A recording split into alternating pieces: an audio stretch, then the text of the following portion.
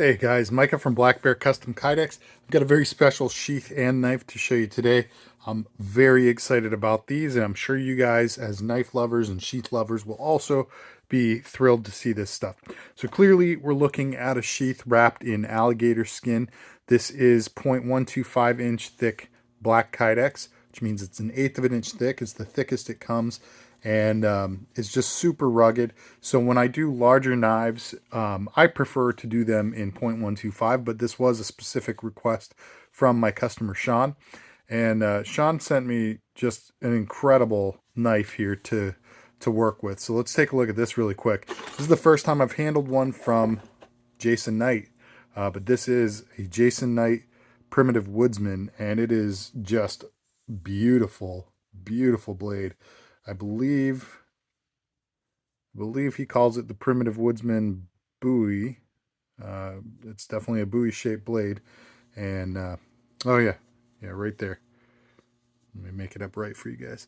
There we go, primitive Woodsman. So I don't know what antler this is. I don't know if it's deer or if it's something else, but man, this is just truly, truly a beautiful piece. Super comfortable in hand. I can see why Jason Knight is as revered as he is. This is just an incredible knife. So, guys, let me know what you think down below of this. I am just in awe of it, and I'm truly sad that I have to put this in a box and send it away because I just have loved having it here, and just wow, it's incredible. I can't say enough good about this knife. I don't test anybody's knives when they send them to me. Occasionally somebody will suggest, hey, take this out and chop with it. Let me know what you think. In that case, I might, but I don't make a habit of testing anybody's knives. But sometimes you just feel a knife and you know that it's going to be a performer as well as a looker. And I gotta say, this is in that category. This is just beautiful. So, okay. While I'm drooling, I'll move on here. So Sean asked me to make him a sheath specifically in 0.125 inch Kydex, and he wanted, excuse me, he wanted brown alligator skin wrapped over the Kydex. Now knives this big, I can absolutely get gator that will cover that. In the past, I have typically bought tail skins, so just the top of the tail, but lately I've been trying to buy more full hides because it's a little bit more economically responsible on my end. Gator is very, very expensive stuff, and doing that just gives me some of the cutoffs and scraps that maybe I'd be able to use. I'm going to talk about that a little bit later in the video, and it's going to be a crowdsource kind of thing. So definitely stick around and hopefully comment down below and let me know some thoughts, but we'll get into that. So he wanted this to be set up as a, well, actually, hold on. I'll take this back a little bit. So going back to the tail skin idea, I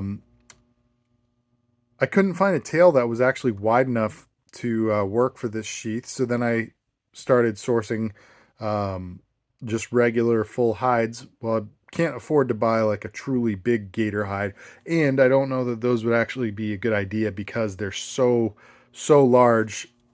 This came off about a 6-foot alligator, and you can see these bone spikes are substantial. Having any bigger than this, and I think you might run into some serious issues getting it to actually fold over the top of the sheath.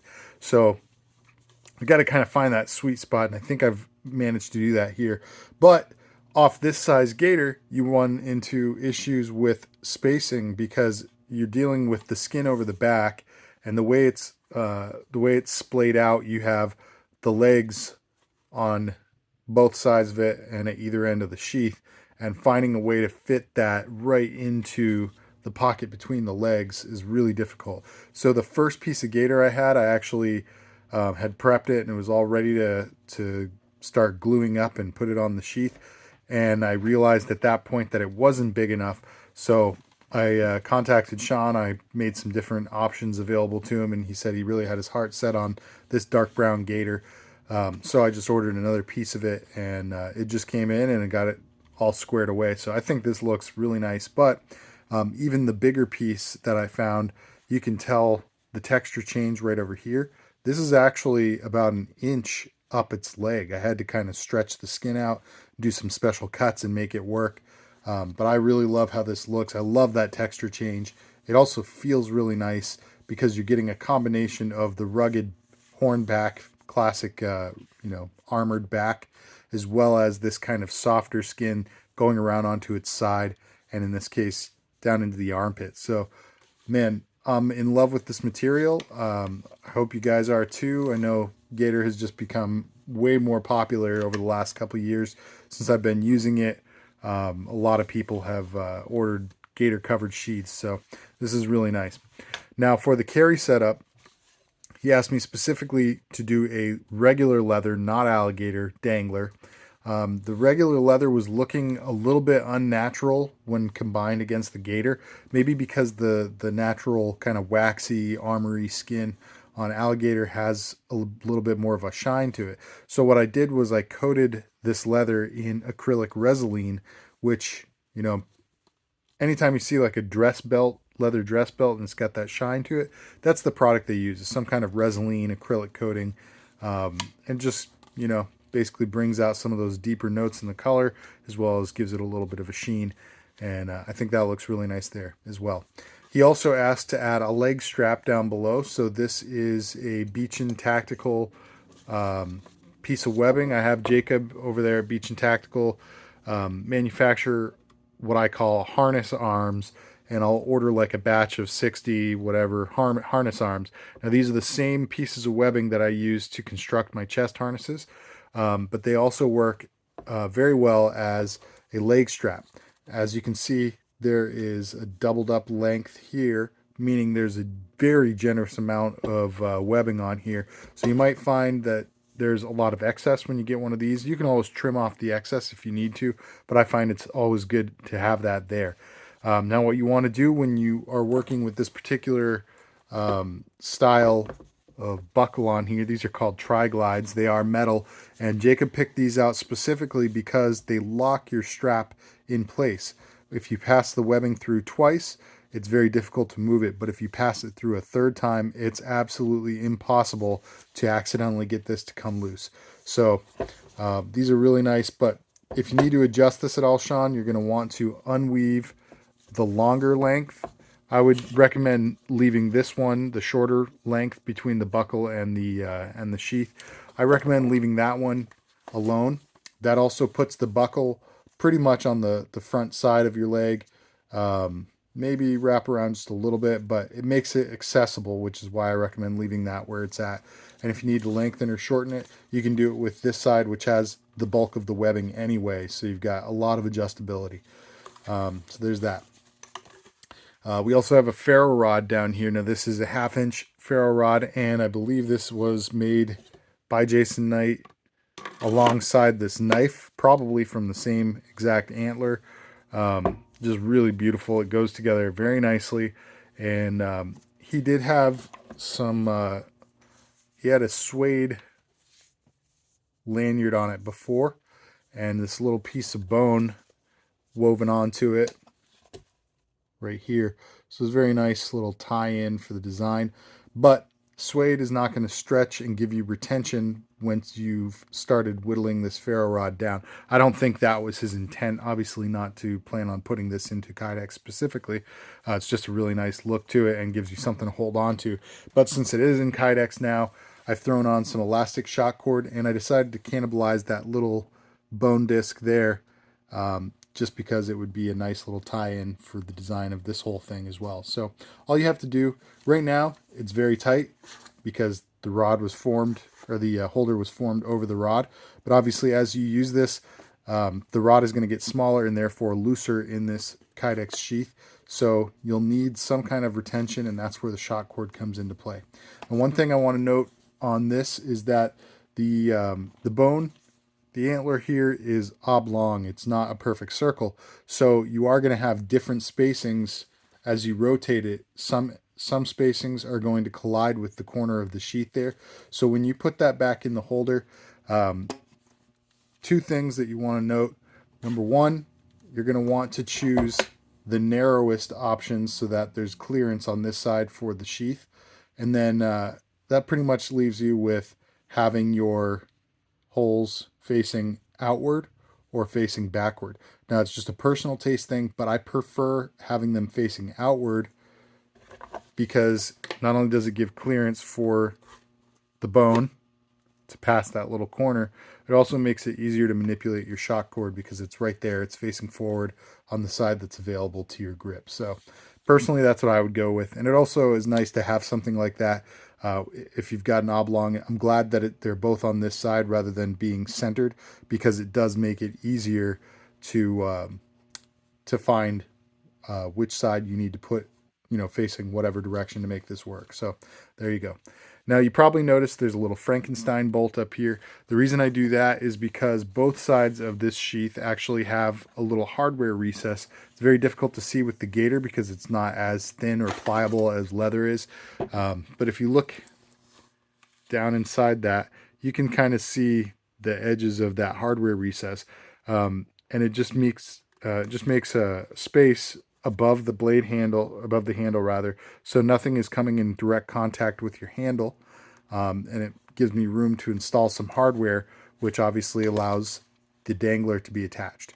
On this side we have the dangler. On this side we just have a placeholder so that you're not just looking at a hole through the handle area of your sheath. When possible, I try to make sure that those are plugged up and something is done to make it look nice. Down here, you're seeing a lot of finish washers. Obviously, you've got two there through the bolts that are holding the ferro rod holder in place. Now on this side, you have these nine of them there that are holding the D-rings that make the leg strap possible. On the back, there's also this plate here, and this plate is two-sided, so if you ever do switch sides, you're going to be able to get the same finished textured coating visible on the outside of it. Of course, this is the side that faces your body, so it's not going to be really a visible plate at any other time, but it's nice to know it's there. It's nice to know that you can get it with the finished side facing the visible side of it. You know what I'm saying? The visible side has a finished surface on it, is all I'm saying. Does it require all of the screws to go through there? No, but one reason I tend to do this anytime I put a floated plate on is because if you only had it through, let's say, one up here and one down here, all this space in the middle would not be tethered, and it would actually take a little bit of a warp. And to just prevent that from happening, I like to have the screws go through all of them. Now, the whole reason for the plate being on here is because there was not an eyelet up here. Sometimes you can make that work. Other times you can't. With this one, it was a little bit of a double-edged sword because I'm holding the knife roughly where it goes. So obviously there is plenty of space above that swedge to put an eyelet, and that would be technically a little more secure than the plate. The reason I didn't do that is because this alligator skin is very rugged, and this particular one is just so thick at this point along the length of the sheath that I didn't think I would actually be able to get an eyelet to go all the way through and flare it shut. So it would just be an awkward hole that can't be stoppered by an eyelet. I don't like that. I think it just looks a little bit sloppy, and this gives you a little bit more of a cleaner presentation, and it's still very functional. Honestly, your leg strap doesn't need to be bulletproof or anything, so this is very strong, and it's definitely strong enough for being a leg strap. So yeah, that's pretty much that. Last thing I want to talk about, guys, is the retention on this. So you know me, I'm kind of a snob about retention, and I'm a little bit obsessive about how I prep knives to be formed with retention built into it. So on this particular knife, you can see that while the handle does have a lot of beautiful contours on it, there's almost nothing at the front of this handle. If all I tried to rely on was this little tiny lobe here at the front of the handle, there would be absolutely insufficient retention for two reasons. Number one, because there's no contour coming this way. Number two, because as you look at it from more of a bird's eye view, there's no Coke bottle shape, no swell there. And in fact, it even tapers toward the blade. So as you go toward the blade, it gets narrower, which means anything that's gripping it here is going to get very loose on it if you move it away from the sheath even just a little bit, especially with these scalloped scallop scales up front. So the point is, I needed something more than just the handle to grip onto for retention.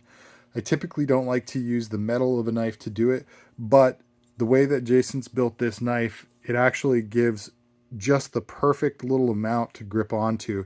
He also puts a little bit of a radius on the edge of his metal there, so it's not sharp. This is not a 90. It's actually comfortable against your fingers, and that means that not only can I use that for retention there, but it's not going to ever chew the kydex up and reduce the retention over time. Another great thing about this particular design, as far as it relates to kydex, is that the plunge grind dips below the thickest part of the blade stock that's exposed, meaning I've got a piece of blade stock that I can grip onto here, but once you move past the kydex in that section, it's free and clear because the knife is narrower in front of that piece. So all that said, you're not going to get quite the same traditional click, but you do get a little bit of a click. You can definitely feel it when it gets in there, and you have very secure retention. A hard enough jolt will definitely knock this out of the sheath, but that's the case with anything with retention on in the kydex world, unless you have a secondary strap. But this is secure. I would trust this, absolutely. It's also got a very nice and smooth draw. So you get the benefits of all the benefits of a full kydex sheath. In spite of the very little contour, it actually worked out just fine. You also get the benefits of having something with leather over it, in this case an exotic leather, alligator skin, which is my personal favorite material to bond over kydex. I think it's beautiful. I think it's very rugged, and it's not as vulnerable as regular cowhide, so you don't have to worry about it scuffing and scratching or anything like that. This is tough material. But let me know what you guys think below. Let me know how I did on this sheath design. Definitely let me know what you think of this Jason Knight Primitive Woodsman Bowie. I am absolutely in love with it.